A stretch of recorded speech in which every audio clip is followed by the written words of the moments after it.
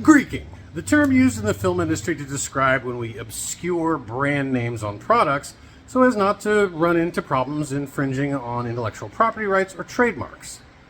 As a property master, a lot of times I'm providing things for film or TV productions that are from the past, and oftentimes I spend a lot of time on eBay. In fact, I rather like spending time on eBay. And in fact, this is my most recent eBay find, this little AM/FM radio from 1987. But there's a problem with it. Despite the fact that it's essentially brand new in the box, it's covered in branding. This little sticker right here, which is easy to remove, but there's this branding right here, General Electric. And can't have that. I can't have that on screen because we might have to pay GE some money, or GE might not like the content of the TV production and could complain or file suit or whatever. There's a lot of pitfalls with having branded stuff on television without permission.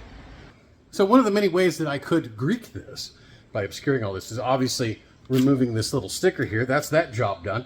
But this right here, this was printed on here in such a way that acetone won't remove it. So I have a couple of options.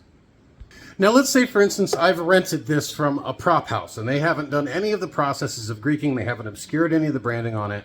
They've just taken it out of the box, put it on the shelf, and rented it to me. One thing I can do is put a piece of tape on it that covers up the branding. All is good, but I'm definitely going to see myself on Bad Greeking's Instagram page because that's how that works. But if you're in a hurry, you can't actually damage the piece, it's an option. Not the best, but it's an option. But since I do own this and I do intend to actually rent it out, I'm going to go ahead and obscure that permanently. The before shot so that you can see it with all of its beautiful General Electric branding. And after, when I hit it with some 600 grit sandpaper and a scrub brush.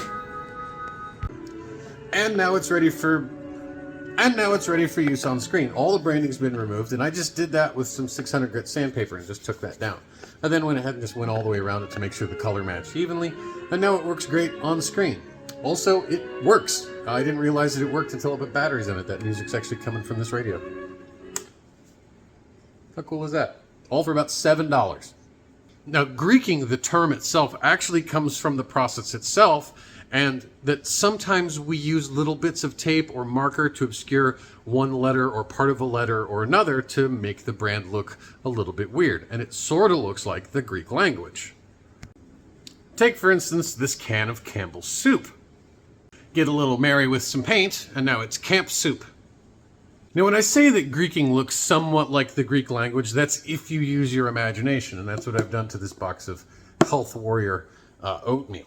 This is a method of Greeking right here. We're just obscuring some of the letters and part of the logo to where it's not instantly recognizable as that trademark. And you really have to, when you do this, obscure the whole logo in some way, shape, or form. Now, another option is really just to go over the whole thing with black magic marker and be done with it, or the old tape method. Besides obscuring the labels or covering them entirely, we also tend to just turn stuff around. That way you can't actually see the label and you tend to just look at the nutrition facts. And even small, hard-to-read labels like Radio Shack on this phone need to be removed so that they can safely be used on screen.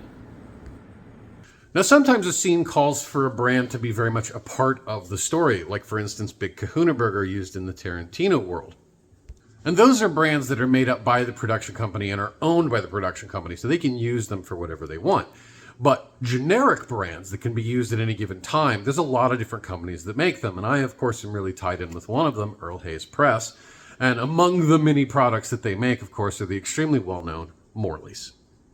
But that's a short lesson in how we get away with putting products on screen. We either obscure the label, turn them around so you can't see them, or create completely new and entirely generic and fake labels to go on them in their place. So next time you're watching your favorite film or TV show, pay attention to the products in the background and try and figure out which ones are fake labels, Greeked, or just completely and utterly obscured. Thank you for watching. Props to history.